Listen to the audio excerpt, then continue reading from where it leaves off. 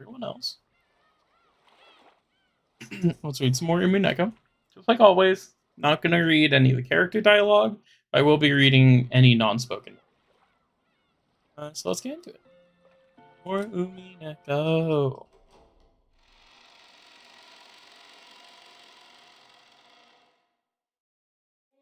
やあ諸君、当主様は具合が優れられないとのことだ。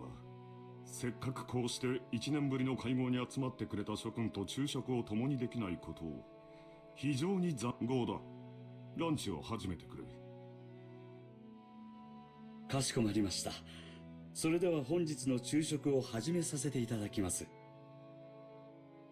南條先生、そんなにお父様のお具合は悪いの？せめて顔くらい見せてくれてもいいわよね。体調というよりは機嫌ですな。こればかりはつける薬がありませんので。おいおい、機嫌ってまたかよ。そりゃないぜ。こちとら秋のクソ忙しい時期にスケジュール都合してご機嫌伺いに来てるんだ。それをよ。よかったじゃないか、ルドルフ。ご機嫌は伺えたんだ。それとも不機嫌な親父殿を私に代わりお前が説得して連れてきてくれるのかね。まさか。 Rudolph shrugged. Apparently, though Rudolph was willing to indignate, there we go, dyslexia, at how self-centered his father was, he wasn't particularly disappointed to be spared a face-to-face meeting. 夕食までにはその機嫌治りそうなの？クラウス兄さん。そんなことは知らんよ。親父殿に直接聞いてみるといい。もっとも声をかけない方が機嫌の治りは早いと思うがね。源氏さんだけだよ。じい様の機嫌を直せるのは。情けないぜ。自分の親の機嫌を使用人に直させるんだからよ。ジェシカ、余計なことは言わなくていい。She planned for her complaint to be only heard by her cousins, but it reached even Krause's ears. Scolded, Jessica scowled and turned away. 機嫌がうんぬんってことは、病状はそんな悪くないんじゃねえの？元気がないってんならともかく、機嫌が悪いってのは少なくとも気はしっかりしてる証拠だぜ。おじい様は特に強い気力をお持ちだからね。でも体が必ずしもそれに伴えるとは限らないよ。去年からずっと余命3ヶ月って言われ続けてる。最初の診断が正しいなら、おじい様は気力だけで流らえてるってことになる。気遣ってあげないといけないよ。Lunch started with the family head seat still empty. The man who should be sitting there had already grown old.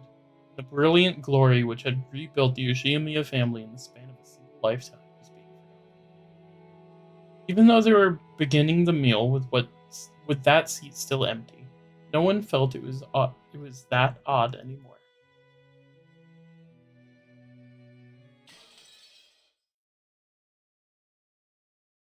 Damn, wait, I was that close to a chapter break last night? Should have just kept going. I thought I already hit the chapter break.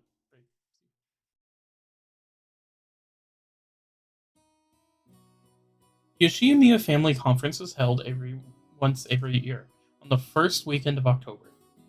If a normal family was to hold so-called family conference, you'd expect it to be nothing more than a reunion of rarely seen relatives, who would greet each other around buckets of sushi or something. However, part of the family's great fortune has been lent out to the grandfather's children, and no one in this family was considered an adult until they had met with success in the business. So this meeting literally was a conference. How much of the fortune was invested? What sort of business was conducted? How much profit was earned? As a result, how much of the fortune borrowed from the main family could be repaid? Or possibly, how much more would be borrowed in the future for future business? Holy shit. What lesson had they learned, and what could they learn from their mistake? It seems that topics like these were discussed very seriously in the past. My dad said it was like lying on a bed of nails. Apparently, it used to be a very serious family meeting, where people were bathed in scornful and angry voices. Some people even got slapped despite their age. However, that had become a thing of the past. Now, with everyone pursuing their business ventures and achieving successes, it was becoming more of a normal yearly get-together. Even so, telling grandfather about recent events was extremely stressful. So while it was nothing more than a simple get-together for us grandchildren, it was a real stomach ache for our parents.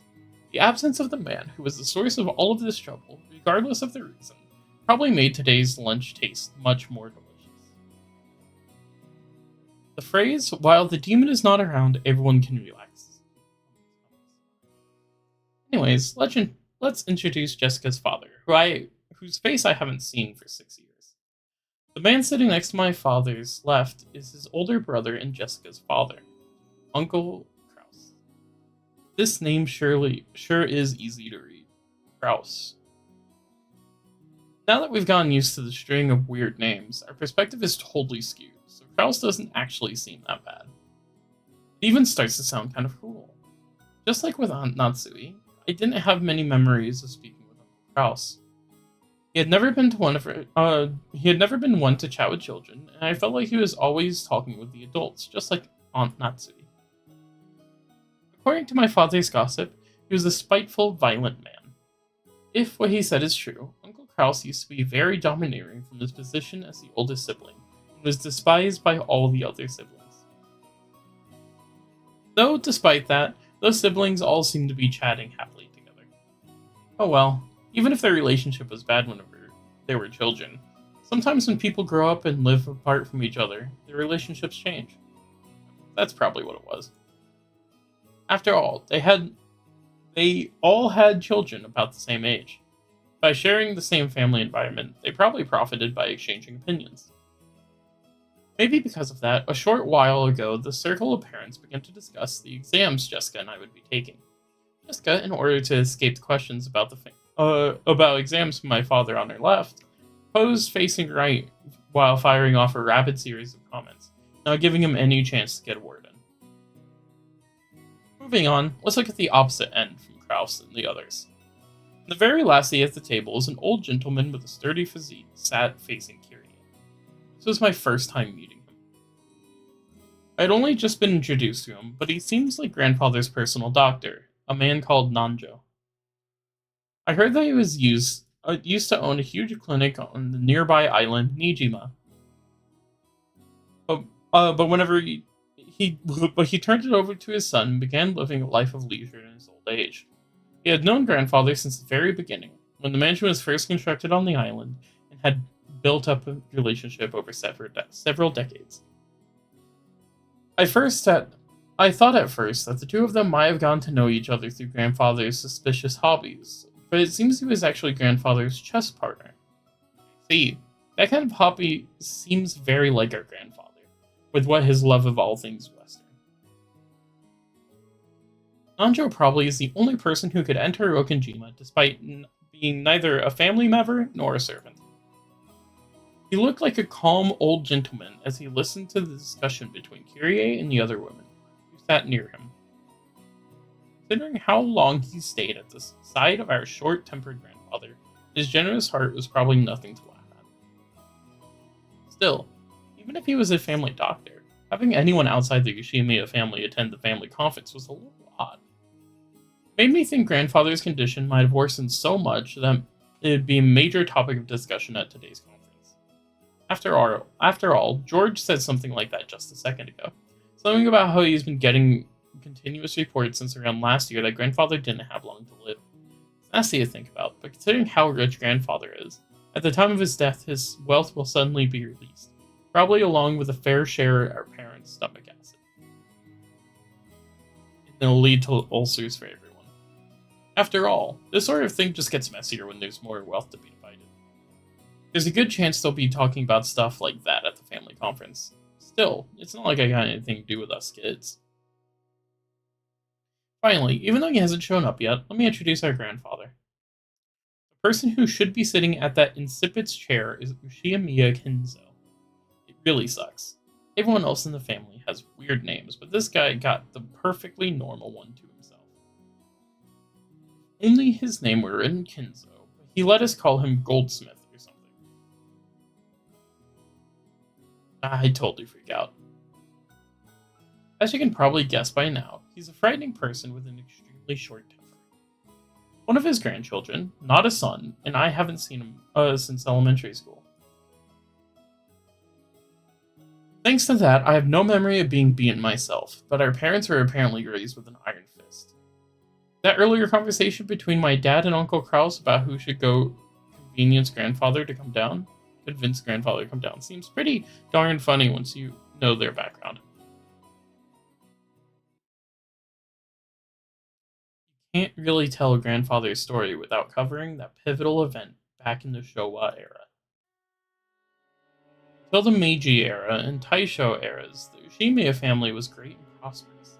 They owned several spinning mills, making them rich enough to go double over laughing every day as the money just kept rolling in. Incidentally, grandfather was a member of the branch family and had pretty much nothing to do with the main family. Not only was he way down the list of people who could inherit the headship, but he had hardly any contact with the glamorous main family. However, during the Kanto earthquake in the year Taisho 12, 1923, the mansion owned by the Ushimiya family in Odarawa was flattened. Spinning mills in Tokyo were all burned down in a huge fire, and the Ushimiya family lost most of its wealth and family members. So, once they started trying to figure out who the successor of the Ushimiya family should be, they apparently found no one remaining except Kinzo and the branch family. Kinzo's later reminiscence, he referred to this as good fortune so great that it overturned fate. With that, grandfather's boring everyday life did a 180. He was entrusted with reviving the dying Ushimiya family, which had nearly lost all of its wealth. However, just because he had been entrusted with this task doesn't mean he could accomplish it. Apparently, those around him weren't really expecting much. However, this is whenever grandfather started displaying his extraordinary talent and good luck. Grandfather used all of his remaining wealth, as well as everything from the hair on his head to his toenails, as collateral in order to borrow a massive amount of money. Once he built up a gigantic war chest, he immediately invested in businesses. It was like someone tumbling down a hill on a bike without any brakes, and then jumping onto the neighboring bike, and then another one, just like some crazy street performance. I'll bet everyone thought grandfather had no business ability whatsoever. However, after several miracles and turns of good luck, with coincidences piling up and every chance taken advantage of, he was suddenly in control of powerful connections with the occupying forces. At that time, MacArthur and GHQ were the ultimate authority in Japan. Grandfather, in the twinkle of an eye, began succeeding in business under the protection of accompanying forces, quickly becoming very rich. By this point, it's probably safe to say that information, not luck, saved the day. He must have made some seriously deep connections with the occupying forces. Grandfather knew beforehand about emergency demands that would be made for the Korean War. No, it was more than that. He must have predicted those emergency demands from the very beginning when he started investing his money. The history books made it sound like all of Japan made a larger profit off of the emergency demands during the Korean War, but that isn't actually true. Only a very limited number of super rich played the money game and made an easy profit. Most of the citizens remained poor. In other words, grandfather was a member of this extremely lucky group of winners. I'm pretty sure this all happened during the Showa 25, 1950 or so. The Great Kanto earthquake happened in Taisho 1924, so that means grandfather was able to revive the near-dead Ushimiya family in only about 20 years, to a level even higher than it had ever been before. With that, you think he'd revive the main family in Odawa. For some reason, he went and did something as crazy as buying an entire small island in the archipelago. Buying an entire island is not something you can ordinarily do today. However, grandfather was clever. He contacted the GHQ and applied for the establishment of a marine-based resource. He acquired this island as a business property, then tossed out that project aside and claimed it as his own plot of land. After the war, there was a prevention measure against food shortages, and having a sponsorship of the GHQ meant that nobody could oppose him. What I heard, the Tokyo metropolis of that day offered this land to him for practically free. Later, Tokyo made difficulties by telling Kinzo to return the land, but the pushy GHQ intervened. Anyways, it seems under-the-table bribes did work well.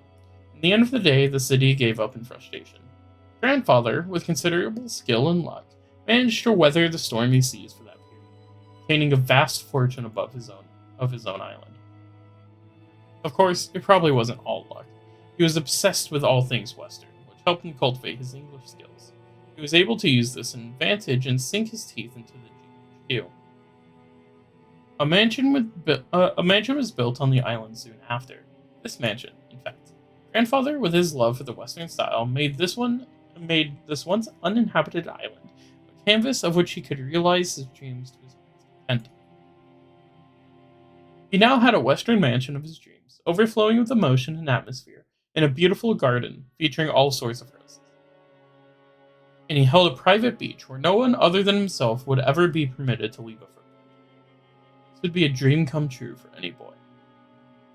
After that, he made good use of his huge fortune, becoming a large stockholder in an extremely stable iron and steel industry, and was able to live an easy and comfortable life using the dividends. Well, he's just that incredible. That kind of person usually has the ability to foresee and predict the future, or at least, that's how they're portrayed after the fact. Grandfather denies all of that, reportedly saying that he was simply blessed with extraordinary luck. Anyways, even a lord like that can't help but grow increasingly eccentric when all locked up alone on an island where all his dreams were made. Everyone knows that he had a Western obsession from the start, but none of our parents really knew when his bizarre black magic hobby started. It is. Oh, hey, wait, I need to change from the fucking thing.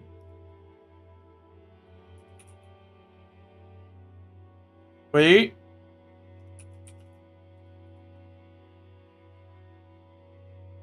How many people are watching Blaze Blue?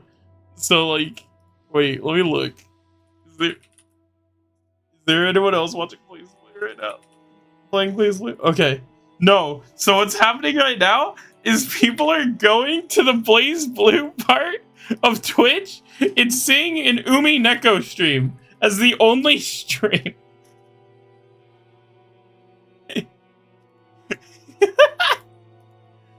Oh my god! No, that's so funny. Because Blaze Blue or the Umineko community, yeah, the Blaze Blue community is super into Umineko, and they're all like just sitting around it, like playing it and telling everyone else to play it. So. Wait, that's so funny. Alright. Let's continue. Oh god. Did his love of black magic begin way back whenever he became fascinated with everything Western?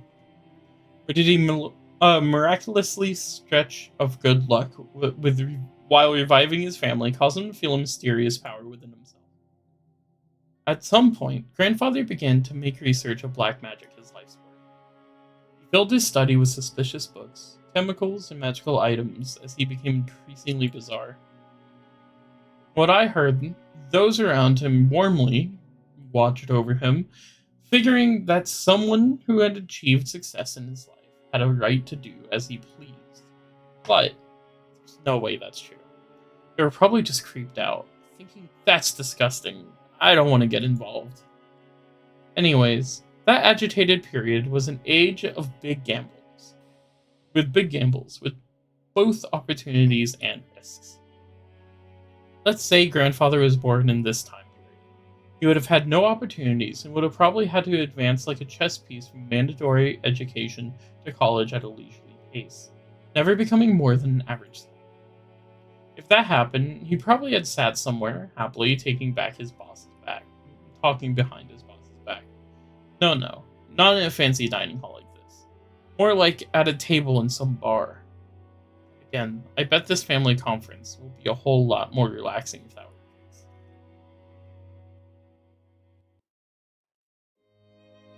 Okay, that's enough about the oldies. More importantly, let's talk about this incredible lunch! 前菜の刺身のサラダで俺はすでに確信してたね。幸田さんは大したシェフだぜ。しかも魚は近海で取れたやつだろ。スーパーの刺身とはわけが違ったぜ。おいおいよせよば育ちがバレちまうだろうが。Everyone let out a big laugh. Damn it, you say that even though you love those cheap pubs.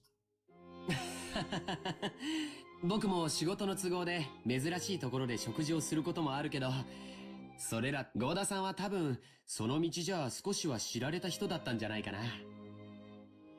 よくは知らねえんだけどよ、老舗ホテルでのれん分けだか派閥の分裂だかややこしいことがあってよ。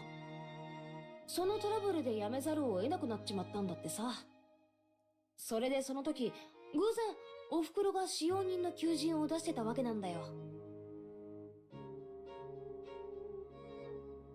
As Goto removed the empty plates, he began to recount his own bumpy past without losing his smile. 世の中というのは難しいものです。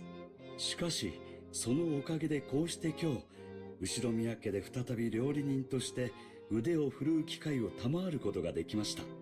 大勢の方の笑顔も嬉しいですが、お仕えすると決めた限られた方々にだけ喜んでいただくために繊細なお仕事ができるのもこれもすべて機会をくださった奥様のおかげです。Goto-san respectfully bowed his head towards his aunt. 応募のあった中で合田が一番腕が良かったからです。客観的判断に基づくもので市場はありませんので感謝には及びません。Dang, why does Aunt Natsui always have to sound so indifferent? If only she spoke with a bit more kindness, she might leave a different impression. Shannon-chan Kumasawa-san entered from the hallway with a serving. 失礼いたします。それでは本日のデザートに移らせていただきます。Goto and the others laid the beautifully adorned desserts out in front of us all. I guess it's true whenever they say you have another stomach. I thought I had already filled up on the delicious food, but as soon as I laid eyes on that dessert, my stomach started yelling more. I don't know what about desserts, but this looked really good. A white pudding-like substance was garnished with 2 shades of red sauce, and elegant rose petals adorned the dish. Normally, during high-class meals like this, you're supposed to wait for the chef to extol the virtues of this particular meal before eating. However, Maria was completely indifferent to strict rules like that, so she got excited by this beautiful and delicious-looking dessert, jumping into the fray as soon as it was placed in front of her. Aunt Rosa scolded her, calling it bad manners, but George responded by saying, "No, now, it's okay."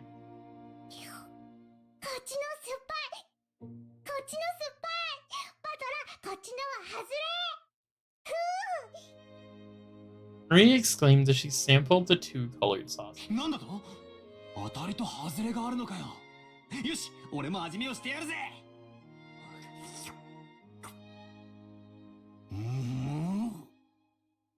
Apparently, one of the sauces was sweet, the other one was sour. Despite it being bad manners, I also stuck my finger in and licked it. Oh, one of the sauces was sour enough to make you pucker. If it were yellow, I had suspected lemon, but I couldn't guess what kind of sourness was red. I decided to ask Shannon, who was putting away the serving cart behind us. シャノンちゃん、この酸っぱいのは何のソースだい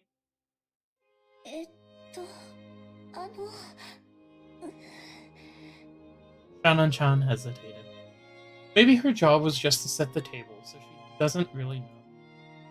Still, even considering that, she seemed pretty stressed. Maybe I shouldn't have asked. Or did they use some ingredient that would have been better off not knowing about? While Aunt Natsui made a gesture that seemed to indicate an oncoming headache, Kumasawa-san, who was setting the table at the opposite seat, began to chuckle. 何の材料を使っていると思いますか？驚きますよ。全然わかんねえぜ。というか、熊沢のばあさんがそういう笑い方すると不気味でならねえぜ。で、何なんだよ、正体は。内緒です。お耳を拝借。Sawa leaned across from the other side of the table. I leaned myself forward when she asked. Their interest caught Jessica, Georgianaki, and of course Maria, who also put their ears closer.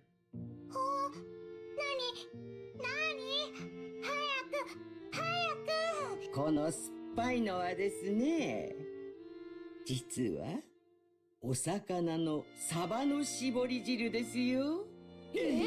サバ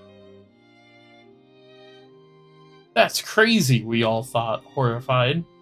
Only Marie accepted it, nodding sagely. ほー、サバは酸っぱいよ。絞ったらこうなる。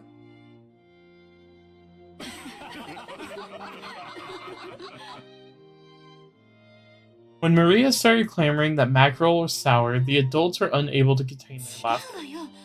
酸っぱいのはしめ鯖でしょ。What? Is that a quote in Japanese? Only Aunt Rosa, her face red, whispered to Maria that mackerel was sour only once prepared as simi saba. Saba. Ah, now I totally remember. Kumasawa-san was always like this, wasn't she? I think I remember from her tricking me too in all sorts of ways whenever I was young. Most lethal's gotta be that one. Those flimsy black things in Chinese dinner dishes? They're called kikurage mushrooms. She told me they were penguin meat. And I went around I went all around school like I was a smartass telling everyone, didn't I? 熊沢のばあちゃん、相変わらずだな。マリアが信じちゃうだろ。冗談ですよ。今からゴーダさんがソースの正体を教えてくれますからね。Goda looked a little put off about his masterpiece being laughed at for such a bizarre. But after clearing his throat once, he introduced dessert to us. それではデザートのご説明をさせていただきます。本日はご来賓の皆様が大層お気に入りでございましたバラの庭園にちなみまして、パンナコッタをローズガーデン風に仕上げてみました。散らしてございますバラの花びらは当家の庭園より先ほど採取。ソースはストロベリーとローズヒップの2色の赤をご用意しました。ストロベリーの甘味とローズヒップの酸味を交互にお楽しみになってください。なお花びらは観賞用となっておりますので、避けてからお召し上がりくださいませ。それではどうぞお楽しみください。Oh, man, I almost want to applaud before eating. Just like with medicine, reading the detailed description first makes it seem seems to make it work a whole lot better. As Goda-san elaborated on the details of the dessert, it started to feel even more appetizing. Seriously, should you call him subtle or just talented? Dessert was probably planned from the beginning, but taking the hint whenever we all stopped in front of the rose garden today, he displayed an incredible and timely awareness of just adding a few rose petals from that garden. This combination of sweet and sour was also exquisite. If it was just sweet, you get tired of it and you get used to it and get bored halfway through. But if you reach the sour sauce at that point, you really get a vivid taste. Then you want to return to sweet sauce. All of the sourness in your mouth would be replaced with enjoyable sweetness. I'm sure everyone else felt the same way. Every time Goda-san passed one of us sour seeds, someone praised the taste as in his presentation. いかがですか、奥様。相変わらず見事です。お客様をおもてなしするに値します。恐れ入ります。奥様、ご存知ですか？ローズヒップには頭痛に効く効果もあるそうですよ。奥様に特にお気に入りいただけるかと思い、特別にご用意させていただきました。そう、ありがとう。ほら言ったでしょ、夏姫さん。ローズヒップは頭痛に効くって。みたいね。聞くといいんだけど。合田さん、あんたには惚れるで。なあ、後であんたの待遇を聞かせてや。無理ならあんたの欲しい年収、指だ、あんたの腕が、この島だけで独占されとるのは人類の食文化に対する冒涜や。その腕、わしの会社で振るって、お客の皆さんを喜ばせてみる気はないかのう。秀吉さん、うちの合田を引き抜かれるのですか？これは困った。合田の待遇をもっと良くしないと引き抜かれてしまいそうだ。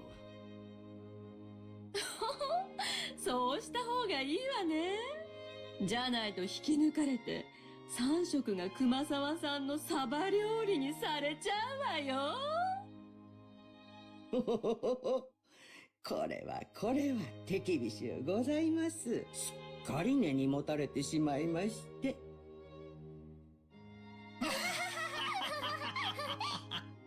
Everyone let out a huge laugh. According to Jessica, Kumasawa's mackerel jokes were a running gag that our parents had long since I had gotten used to. Kumasawa-san often claimed that mackerel had precious nutritional value, which could slow aging and make people smarter and more. Supposedly, while it couldn't stop the outward signs of aging on the inside. Since she was still spirited enough to tell these kinds of jokes at her age, there must be something to that theory. それでは失礼いたします。夕食にはふるってたくさんのサバ料理をお召し上がりいただきますので、どうぞ。期待してるよ。今晩はしめサバでキュッとしゃれ込みたいぜ。それは素敵ね。ついでに日本酒の美味しいのも出てこないかしら。ええ、ございますよ。六軒島名物のサバ焼酎なるものがございまして。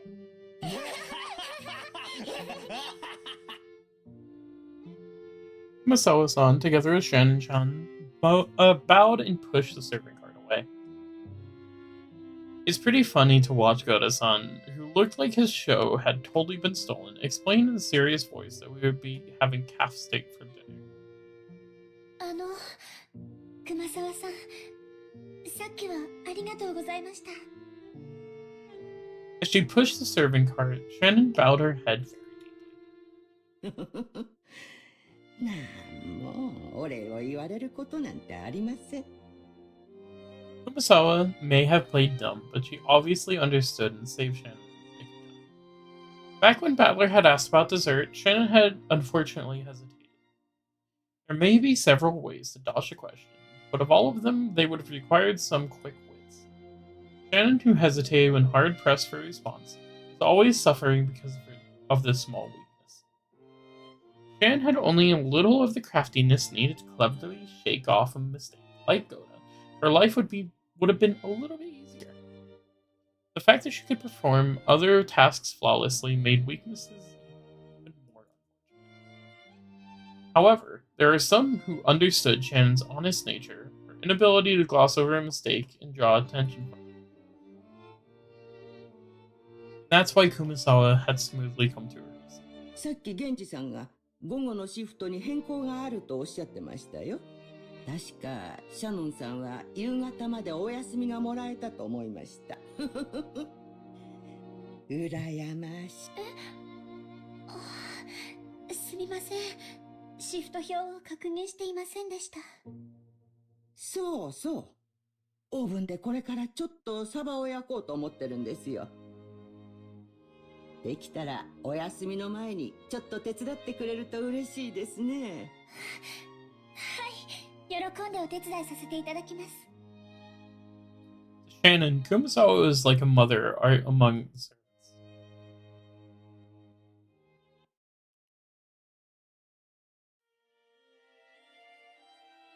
The dining hall needed to be cleaned up, so we were chased out. Instead, tea was being served in the parlor. Apparently, they had prepared black tea that Aunt Rosa had brought for Aunt Natsu. Maria said she also wanted to have some of the black tea, but my old bastard said that she couldn't and told us children to go play outside. バトラ君、みんなで表に散歩に行かないかい？バラでも見に行ったらええ。でも天気には十分注意するんやで。空はまだ明るいが、天気予報はふるふると繰り返しちょる。マリアは海がいい、あら素敵じゃない。砂浜で遊ぶなんて普段はなかなかできないものね。そっか。よし、じゃあみんなで浜辺でも行こうぜ。海がいい。行こう。マリア、服を濡らさないようにするのよ。靴もよ。濡らさない。素直で可愛い。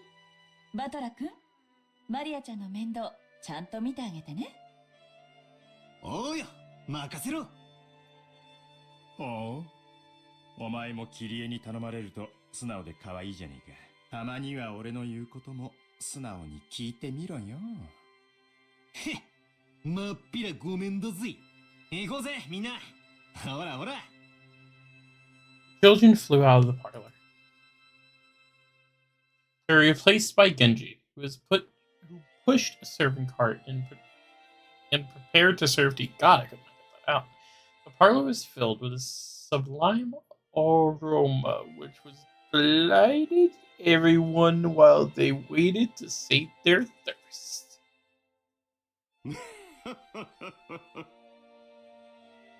ルドルフのところは家族仲がいいじゃないか。良いことだ。よせよ。兄貴のところには負けるぜ。そうよ。ジェシカちゃん、本当に可愛らしく育ったじゃない。これも夏日姉さんの教育の賜物ね。どうも。That's what he answered coldly. The conversation broke off then, and the parlor fell silent. Maybe Hideyoshi couldn't bear the silence because he broke it himself with the news. しかし成長は早いもんやで。いつまでも子供だと思っとったが、図体はみるみるでかくなり、いつの間にか大人の仲間入りや。バトラ君なんか見違えたで。体は大きくなりましたけど、まだ子供です。うちの主人も未だに子供ですけれど。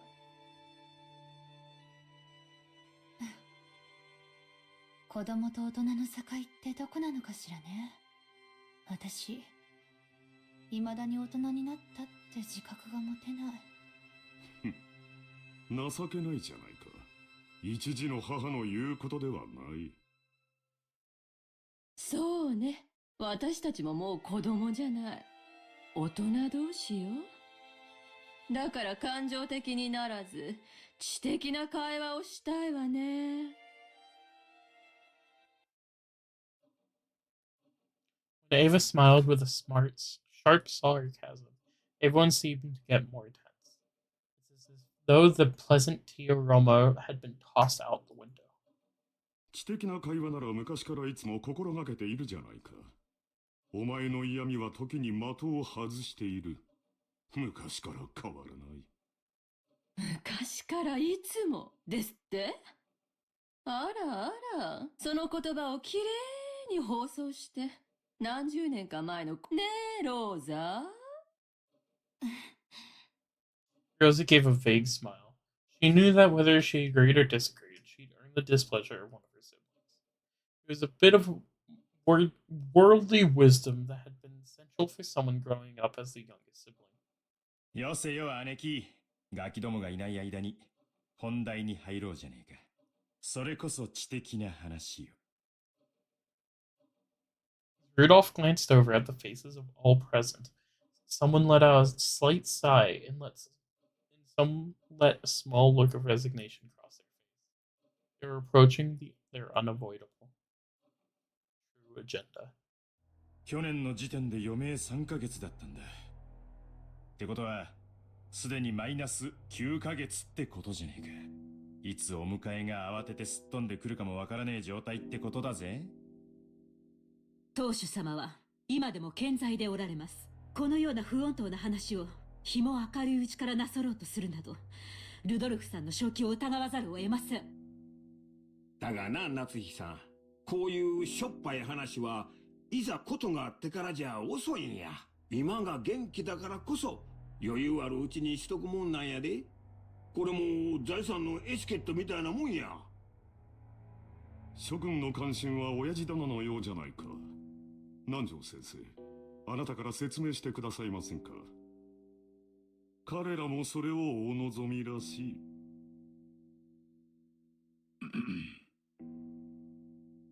Sanjo, who had been standing by the window and staring out at the rose garden, let out a single cough when he realized that he was being called. 南條先生、お父様の具合はどんな感じなんですか？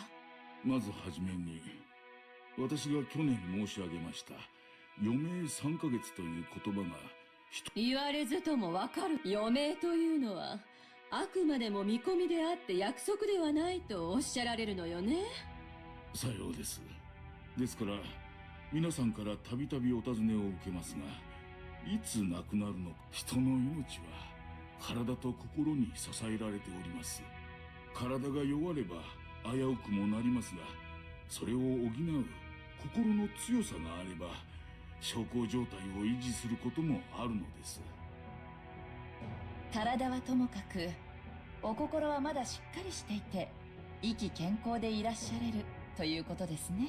キリエ、すまんがしばらく黙っててくれ。ごめんなさい。さようです。金蔵さんの体はすっかり病魔に蝕まれております。ましてやあのような強いお酒をたしなまれ続けてはとても。崖っぷちなのも酒のせい、流らえてるのも酒のせいか。酒豪の親父らしいな。それで先生、もちろん見込みで結構なんですけども、お父様、来年の今日まではさすがにどうかしら。当主様に対してあまりに無礼な質問です。Natsui jumped on Ava, not even bothering to hide her astonished expression. Ava stared back daringly, but Hideyoshi realized what was going on and tried to smooth things over with a forced smile. ああ、夏井さん、カニーナ。エヴァ、お前も少し言葉を選ばんか。ごめんなさい。お父様の容体が気になってしか。そうですか。それは気づきませんでした。南條先生、聞かせてやってください。父親の寿命を気遣う娘の麗しい家族愛じゃないですか。Kraus laughed sarcastically, and Ava, smiling sweetly, returned an identical chuckle. 来年までお元気かという質問ですが、医者の私としてはとても難しい。この小康状態がまだしばらくは続くようにも思いますし、何らかの発作が来ればその時にはどうしようもないかもしれません。何しろ六軒島は孤島です。すぐに救急車が飛んでこれるわけではありません。本来ならば本土のしかるべき大病院に入院していただきたいところなのですが、親父殿は高尚な研究を中断されたくないと仰せだ。去年無理に連れ出そうとしたのがあだになったらしい。外へ出れば病院に閉じ込められてしまうのではないかとひどくお疑いになられている。すっかりこのざまなのだよ。南條先生の診察は受けておられるの？親父殿は南條先生には心を許しておられる。機嫌が良ければ診察も受けられるようだがね。容体を見はするが、薬を進めようとも入院を進めようとも危機一本当に見るだけですがな。お医者嫌いの方もおるもんや。しかし困ったもんだのう。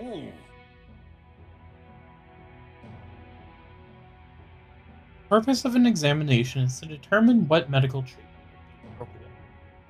Receiving an examination and then not following up on the advice given makes the whole thing pointless. つまりおさらいすると、相変わらず余命は3ヶ月。禁止のまま、あとどれだけ長らえるか、見当もつかねえってことだ。ルドルフさん、言葉を少し慎まれてはいかがですか？ああ、すまんね。昔からこういう口の利き方なんだ。勘弁してくれ。南條先生のご意見は分かりました。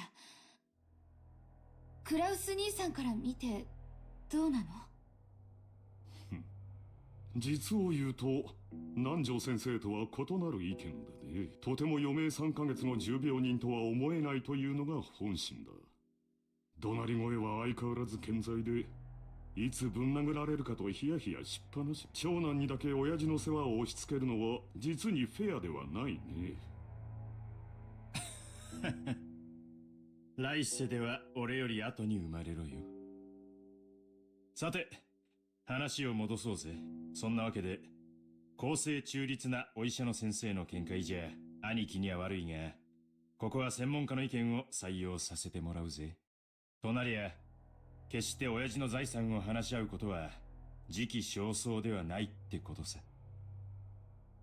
お父様の個人資産はおそらく数百億にも届くでしょうね。でもそれは綺麗な現金で揃ってるわけじゃないわ。お誕生会のケーキみたいに綺麗にナイフが入ってカットできるほど単純じゃない？姉貴の例えは面白いね。そうさ。ケーキの上にはイチゴやらチョコの家やらが乗ってて、綺麗に等分するのが難しいことだってあるだろう。それを加味して、どういう風にナイフを入れるのか、先に相談しておくのは大切なことだと思うぜ。それを、当主様が存命のうちから、さも他界なされたかのように声高に議論される皆さんの気が知れません。あら、必要な話よ。だって遺産相続は、その時点で直ちに行われなきゃならないものよ。ましてや栄光ある後宮家の財産は莫大。事前に入念な相談が必要なことはお分かりでしょうが、当家の資産は、あなたのご実家とは大違いなんだから。失礼な。私の実家は関係ありません。He responded indignantly, though in a low voice, and already dark atmosphere grew even more hostile. 予算買えば。夏日さん、堪忍な口が悪いのは許したってな。Hideyoshi tried to smooth things over by glancing at both of us with a forced smile, but it only resulted in making hostility between Natsui and Eva. これ以上はお邪魔なようですな。失礼させていただきましょう。Nanjo rose from his seat and exited the parlor. To an outsider, it may have seemed like a normal act of courtesy, but his back was probably being watched by several glances envious of his ability to escape. After the doctor had exited and footsteps disappeared into the distance, Krauss recrossed his legs. つまり、お前たちの言い分はこうかね。親父殿の余命は短い。遺産分配について早急かつ具体的な協議に入りたい。何を焦っているのかね。確かにお前たちの言う通り、後宮家の財産を算定し分配するのは簡単なれば、じっくりと算定すべきじゃないのかね。お前たちは今晩のうちにもケーキを切り分けたいと焦っているように見える。そうだろう、ローザ。何を焦ることがあるのかね。焦ってるわけじゃない。でも、兄弟の間での取り決めは必要。それはいつでもいいことだけれども、お父様の具合が悪くなっていて、その日が近づいているというなら、先に話だけしておいても、それは請求とは言わないと思うし。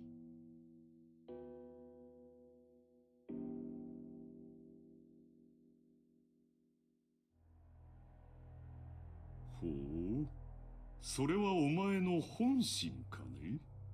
兄弟で一番素直で綺麗な心を持っていたお前がそんなことを言い出すとは思えんね。Rosa shot a glance at Ava and Rudolph. As the youngest sibling in the family, it was hard for her to be cross-examined by the eldest. そこの二人に吹き込まれたんじゃないのかね。よせよ兄貴、ローザだって兄弟だぜ。親父の遺産に公平な権利がある。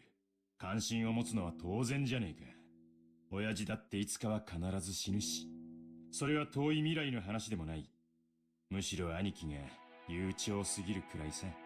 まるで遺産分配から話をそらしたくて仕方がないように見えるぜ。それはどういう意味ですか？主人にやましいところがあるとおっしゃいたいのですか？まあ、夏日さん。話は聞いておくなあれ。兄さん、今は大変強気だそうじゃない？そうよね。去年以降、空前の好景気で円は上がる。ドルが100円に至るのだって夢物語じゃなさそうよ。それに、与党は来年頃に保養地整備法を成立させようっていうじゃない。今や日本中のリゾート開発会社がどれだけ軍資金を集められるかって詳しいじゃないか。これから日本には空前の好景気が訪れる。親父殿が後ろ宮家を再興した時と同じくらいの大規模な需要拡大の時代がね。日本国民は死に物狂いで働き、高度経済成長を実現して世界で一番豊かな国民の消費は増大し、それを回収できる施設があぶく銭を手にする時代になったのだよ。今や国民のニーズは3種の電化製品ではない。スキー場、ゴルフ場、総合プール、リゾートホテルにテーマパーク。数年前に開業したデルゼニーランドには行ったかね。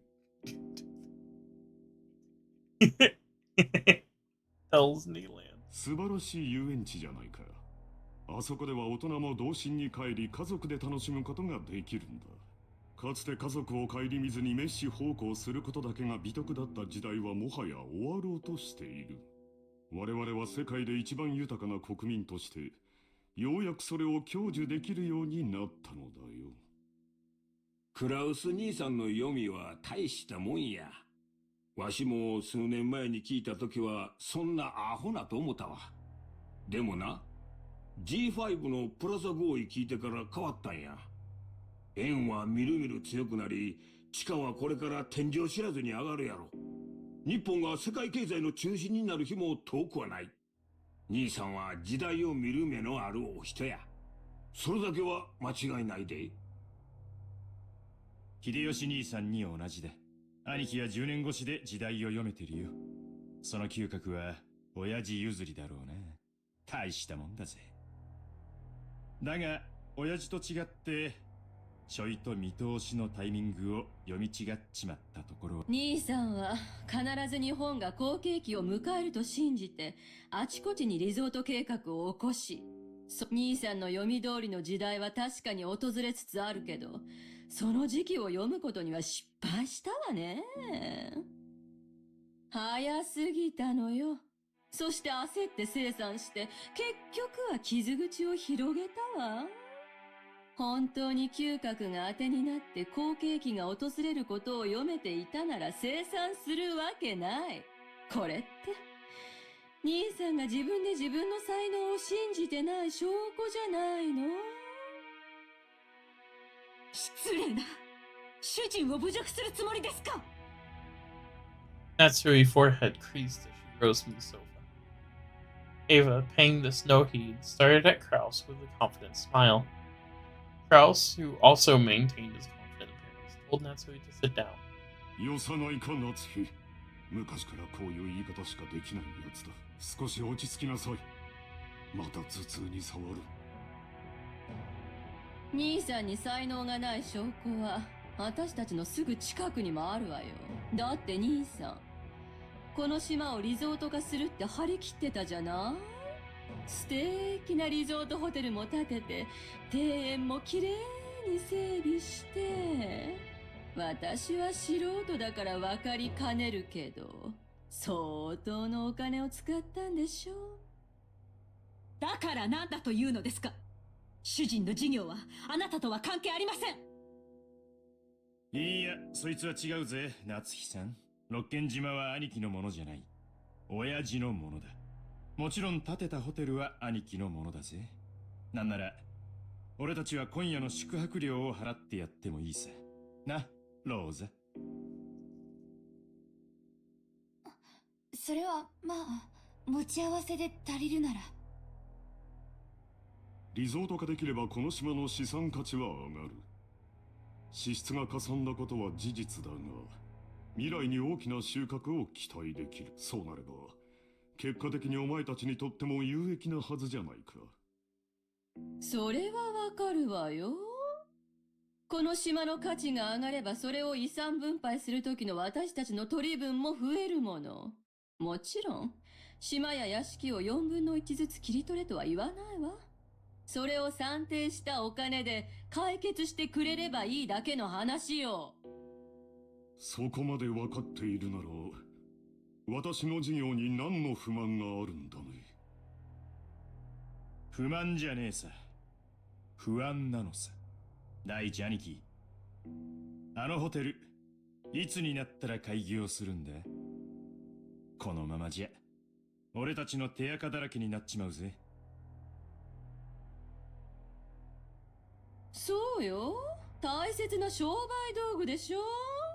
確かに開業するまでずっと鍵をかけておくわけにもいかないわよね。少しは使って風通しを良くしないと建物は傷んじゃうもの。でも、私たちが年に一度泊まるだけのゲストハウスって言うんじゃ、ちょっと豪勢すぎやしないかしら。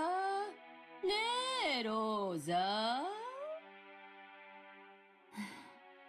そうね。あんなに素敵ならオープンしたらさぞや人気が出るでしょうね。ああ、あなたが前に言ってたホテルってゲストハウスのことだったの？立派なもんだろう。ローザの言う通り、オープンできたら人気が出るだろうよ。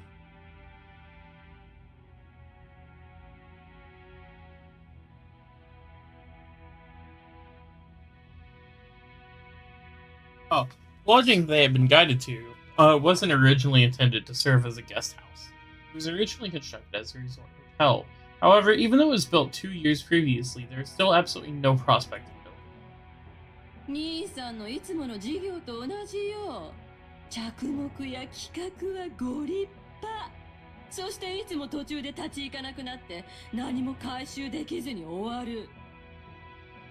この島をただ住むだけにしか使わないのはもったいないって兄貴。そしてリゾート化してマリンスポーツやらフィッシングやらハネムーンやらを誘致して盛り上げようってのは、俺だって長男だったならこの島を何かに有効利用できないかと頭をひねったに違いないさ。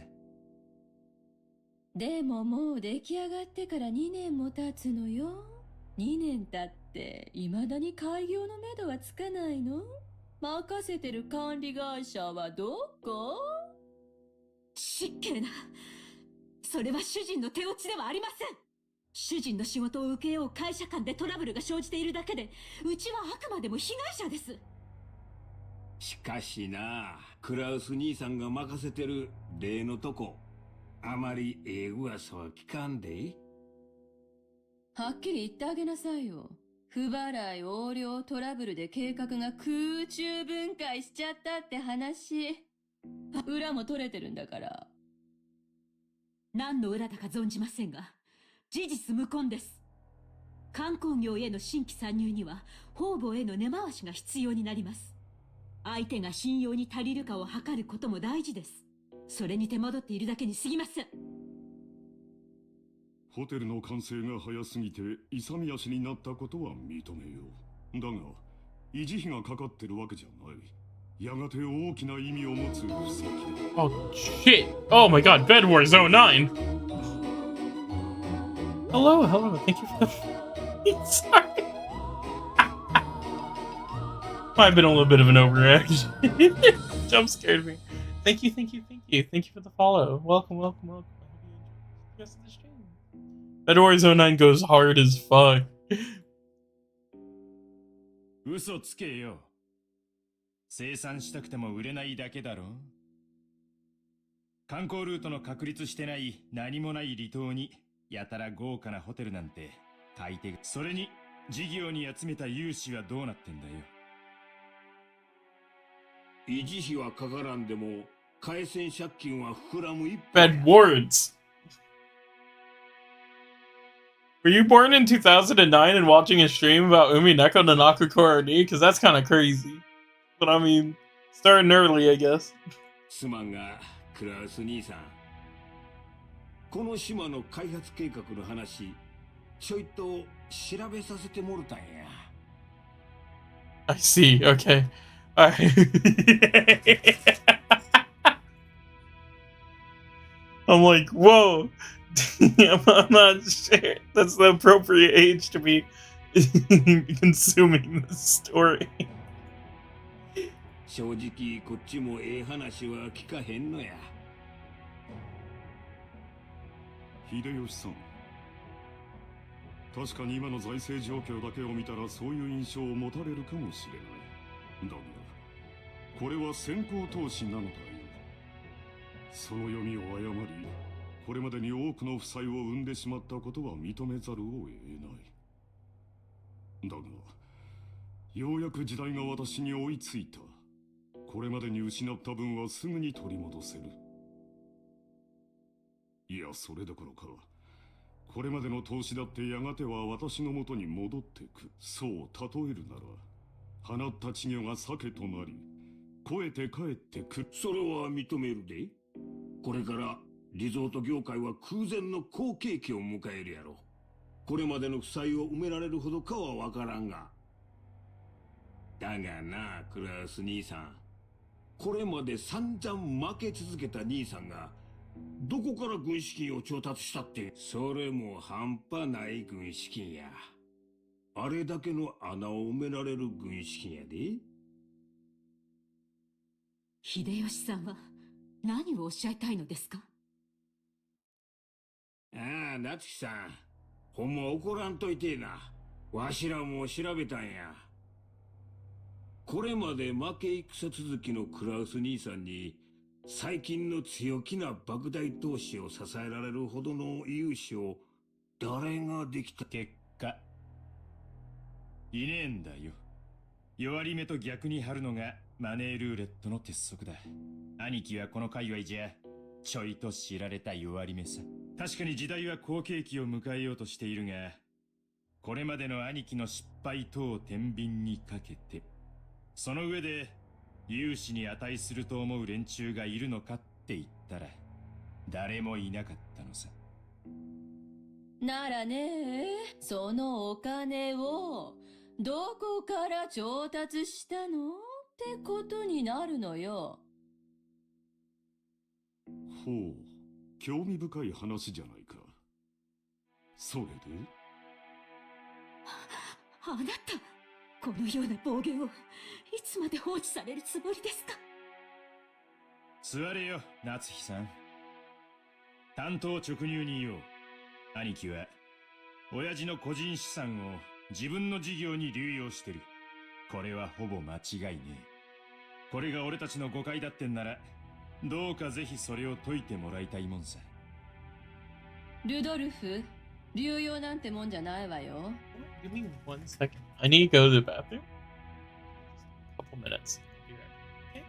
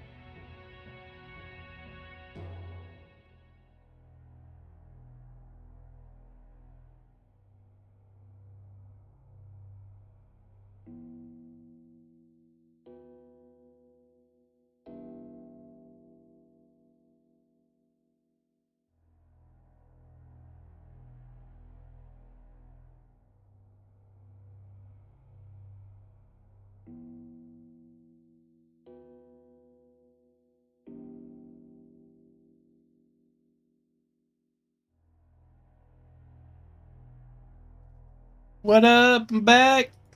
More gaming. これは横領よ。刑事告発できる立派な犯罪なんだから。無礼極まりない。仮にも後宮本家跡継ぎの後宮クラウスに向かって信じられない暴言です。暴言じゃないわよ。図星でしょ。なんとか事業を成功させてこれまでの損失を埋めたいんだけど、その穴は広がっていく一方、博打の穴をさらに大きく張った博打で埋めたいだけよ。その軍資金がすぐ近くにあったなら手をつけるのは道理。はっきり言うわ。兄さんがしているのは横領よ。It's like where all the real gamers are at. Real shit. If you ever want to find people really good at video games, talk to people who are really into visual novels. お父様に対する裏切りよ。叱るべき決着がついた後には司法に委ねることになるでしょうね。そんな輩に後宮本家跡継ぎを名乗らせるとお思い？ユニコと書いて、当主様への裏切りとは聞き捨てがたい。この栄光ある後宮家の敷居をまたぐ資格はもはやあなたにはありません。即刻ここを出て行きなさい。さあ、ほら。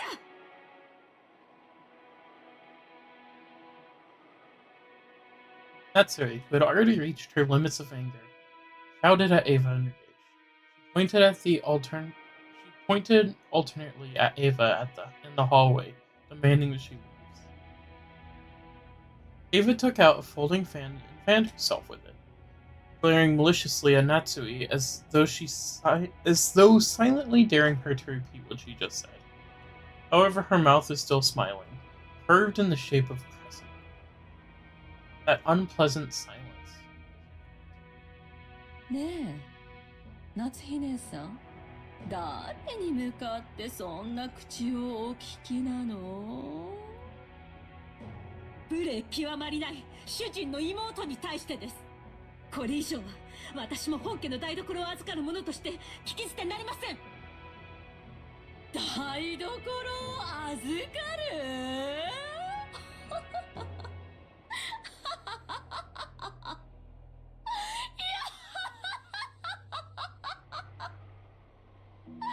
黙るがいい、この名ばかり女房が。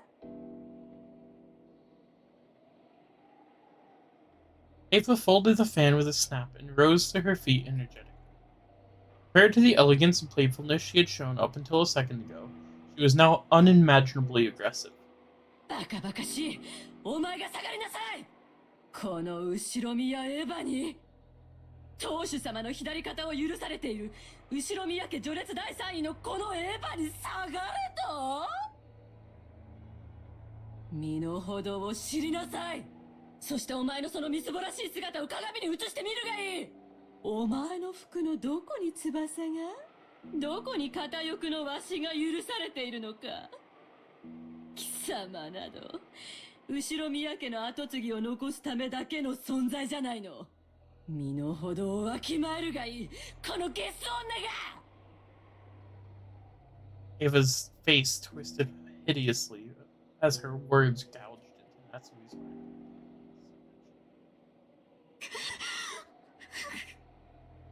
There's 100 ways Natsui wanted to reason. However, her anger and sorrow crushed her throat. None of those words managed to make it. Anger had nowhere to go. It became a single hot tear that slowly dripped. なーに？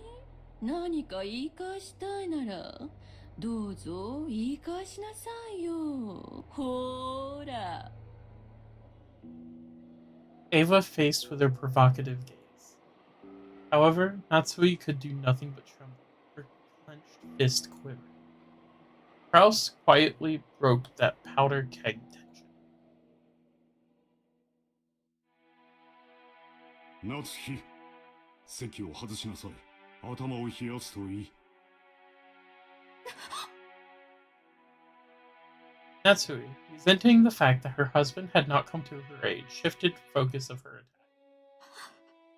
あなたはきから何を言われているのか分かってるんですか？この人たちは言うにこと書いて、あなたのことをお父様への裏切り者呼ばわりしているんです。私たちが後宮家の栄光を守り。That's probably what she said there. お父様からそれを受け継ぐため、日々高潔であろうとするすべての努力をないがしろにして踏みにじる。あなたもあなたです。どうして言い返さないんですか？あなたが言い返さないから私が言い返しているのに、さっきからあなたは私に任せっきりで、その私に頭を冷やして来いなんて言うんですか？いつも私ばかり。私はいつも真剣にこの家のことを考えているのに、それは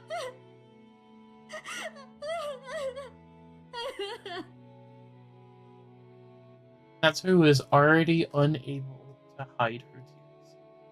She flew from the room in that state. After that, all that remained was a somewhat embarrassed mood around the parlor. The sound of footsteps grew distant and silence returned. Prowl shrugged his shoulders slightly. 妻が失礼した。昔から感情を抑えるのが下手でね。私も苦労している。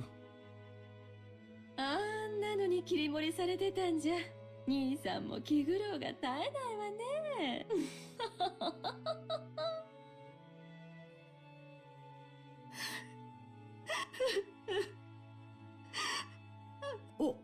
奥様。何でもありません。下がりなさい。Natsuri flew into her room, threw herself onto her bed. Those heart-wrenching sobs reached Kumasawa in the hallway. おいたわしや奥様。奥様とエヴァ様は犬猿の中。Deep enmity between her and Eva-sama. このお二人の関係を説明するのは、女の私にはとてもしんどくございます。後宮家は血を特に重んじられます。嫁いで家を出れば、本来は序列から除籍されます。ですから、エヴァ様も本来は秀吉様とのご成婚の際に除籍されるはずだ。ところが、これは誰のせいでもありません。ましてや、奥様のせいであろうはずもありません。神様の気まぐれとしか言いようがありません。クラウス様と夏日様にはなかなか子宝が授からなかったのです。何しろ男尊女卑の後宮家でございます。妻は跡継ぎを残すための道具。その妻が唯一の役割を果たせないのなら、もう当時の奥様が親方様からどれほど責め苛まれていたか思い出すのもそんな中、エヴァ様に秀吉様とのご結婚の話が持ち上がりました。エヴァ様は狡猾でした。奥様がいつまでも身ごもられないことにつけ入って親方様に取り入ったのです。入り婿を取って自分が跡継ぎを産むと吹き込み、ご自分の席を後宮家にとどまらせるよう認めさせたのでございます。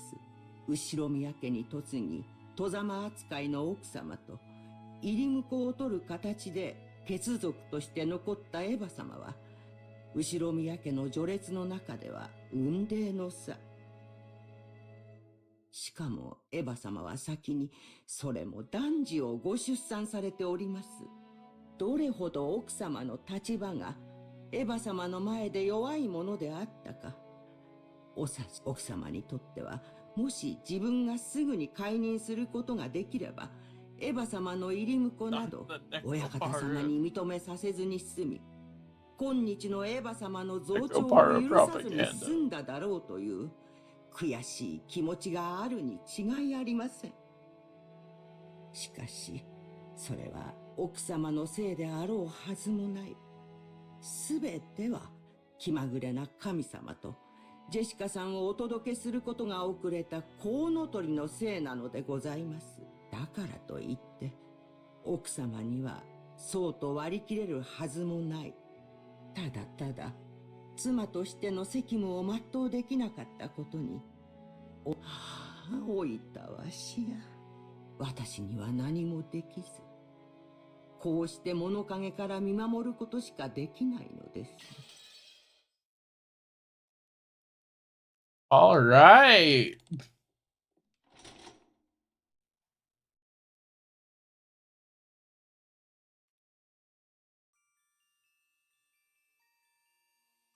That chapter break. Crazy. All we have over here is internalized and just straight up sexism.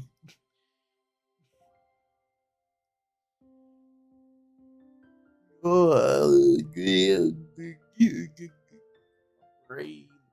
A brain. We're gonna end it there. Oh my god, wait, do you hear this fucking song? I fucking love Umineko music so much. So much. Alright, guys.